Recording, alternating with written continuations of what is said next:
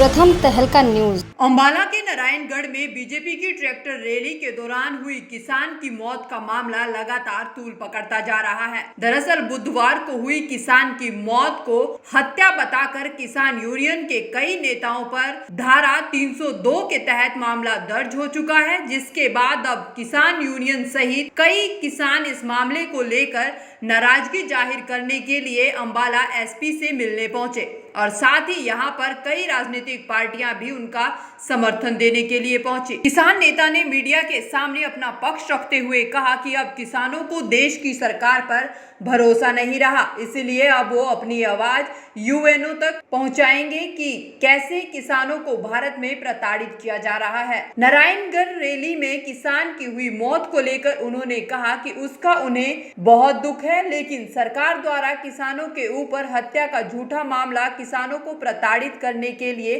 करवाया गया है, क्योंकि जिस किसान की रैली के दौरान मौत हुई है वो पहले से ही दिल का मरीज था और किसान अपना विरोध प्रदर्शन शांतिपूर्वक तरीके से कर रहे थे। इस दौरान किसी भी तरह की कोई हिंसा का प्रयोग किसानों द्वारा नहीं किया गया। सरकार सिर्फ किसान आंदोलन की आवाज को दबाने के लिए झूठे मुकदमे दर्ज करवाकर उन्हें परेशान कर रही है। एक ट्रैक्टर रैली बीजेपी समर्थक है लोग उनके द्वारा नैब सैनी के द्वारा निकाली गई और जबरदस्ती कुछ लोगों को वहां साथ लेके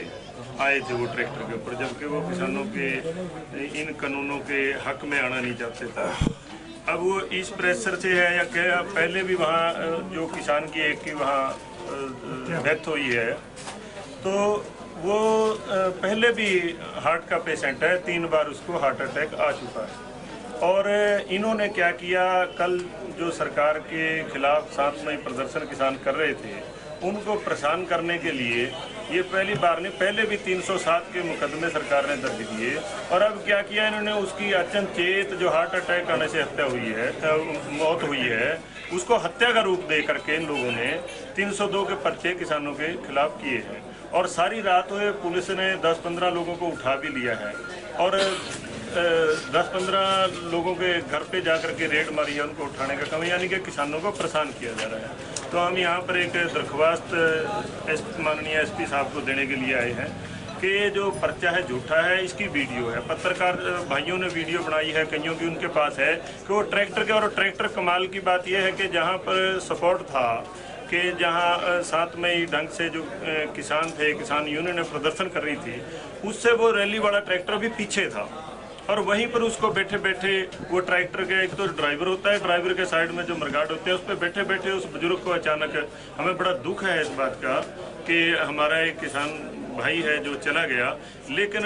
दूसरा दुख इस बात का भी है कि सरकार इसको राजनीतिक ढंग देने के लिए और किसानों का जो 3 कानूनों के खिलाफ जो प्रदर्शन हो रहे हैं उन प्रदर्शनों को दबाने के लिए झूठे पर्चे दर्ज कर रही है और सारी रात हो गई, आज किसानों को प्रताड़ित किया जा रहा है, किसी के पीछे पुलिस भाग रही है, किसी को उठा के अंदर कर दिया और अभी अभी जस्ट मुझे पता चला है कि एक और पर्चा 300 लोगों के खिलाफ इन्होंने किया है। 300 लोग इकट्ठे होके कभी कोई अपराध नहीं कर सकते। हमारी युवाओं की लड़ाई है ये, क्योंकि आने वाली पीढ़ी हमें आगे, हमारे बुजुर्गों का टाइम चला गया, अब आगे हमने अपना जीवन हमने बिताना है, खेती करके बिताना है।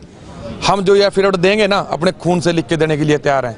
ठीक है। जो सरकार या धक्काशाही हमारे साथ कर रही है ना, हम इसको मुंह तोड़ जवाब देंगे सरकार को इस बात का, क्योंकि ये चाहते हैं ना कुर्सी पे बैठे में झूठे पर्चे कर देंगे, जो ये बोलेंगे वो करवाएंगे, जो पोस्टमार्टम रिपोर्ट ये बनवाना चाहते हैं, ठीक है, ये वही बनवा सकते हैं, क्योंकि ये इनकी सरकार है, ये पुलिस प्रशासन इनका है,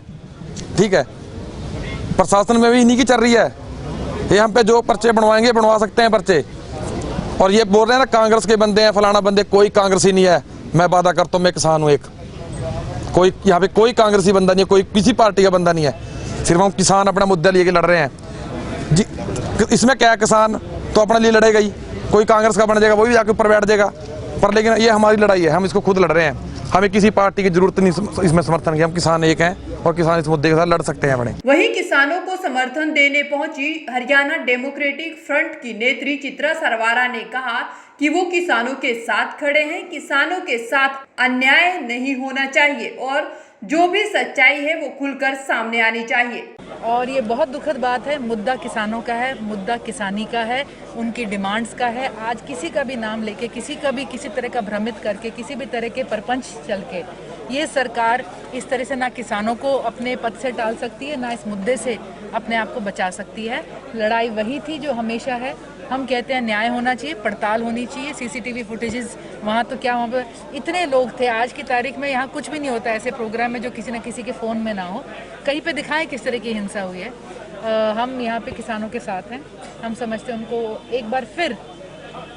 जो सरकारी तंत्र है, सरकारी जो नेता है, उसका एक बड़ा ही नकारात्मक रूप उन्हें आज झेलना पड़ रहा है। हमारी यहाँ पे पुलिस प्रशासन से भी अपील है, कृपया करके इसमें जांच करी जाए, एफआईआर वापस ली जाए, किसी तरह की नाजायजगी यहाँ पे किसानों के साथ ना करी जाए। बता दें कि बुधवार को कृषि कानूनों के समर्थन में केंद्रीय राज्य मंत्री रतन लाल कटारिया और कुरुक्षेत्र से सांसद नायब सैनी की अगुवाई में निकाली जा रही ट्रैक्टर रैली में एक किसान की मौत हो गई थी, जिसके बाद ट्रैक्टर रैली के विरोध में प्रदर्शन कर रहे लोगों पर हत्या का मुकदमा दर्ज किए जाने का मामला अब सरकार के गले की फांस बनता जा रहा है। बीजेपी समर्थित किसान की मौत के बाद दर्ज हुई एफआईआर के विरोध में सैकड़ों की संख्या में भारतीय किसान यूनियन के किसान अंबाला में पुलिस अधीक्षक के कार्यालय में इकट्ठे हुए, जहां किसानों को पूर्व केंद्रीय मंत्री विनोद शर्मा, कांग्रेस और हरियाणा डेमोक्रेटिक राजनीतिक पार्टियों का भी समर्थन मिला। वहीं किसानों का कहना है कि सरकार की आंखें खोलने के लिए